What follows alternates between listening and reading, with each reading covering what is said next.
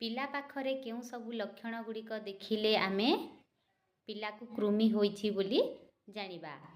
तो आसंतु सही लक्षण गुड़िक उपरे जानिबा। पिला पाखरे जदि देखा जाउछि एही सबु लक्षण ताहेले आपण निश्चित हेबे जे पिला पाखरे कृमि रोग होइछि बोली।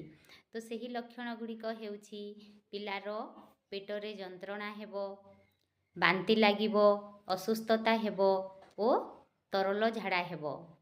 पिलार पुष्टिहीनता देखा देबो, पिला को दुर्बल लागिबो, पिलार भोक कमी जीवो, ओजन कमी जीवो एवं रक्तहीनता देखा देबो। तो एही सबु लक्षण गुड़िक जदि गोटिए पिला पाखरे देखा जाउछि ताहेले आपण माने निश्चित हुअन्तु जे पिला को कृमि रोग होइछि। तेणु करी पिला को आल्बेंडाजोल सिरप खाइबा को देबा।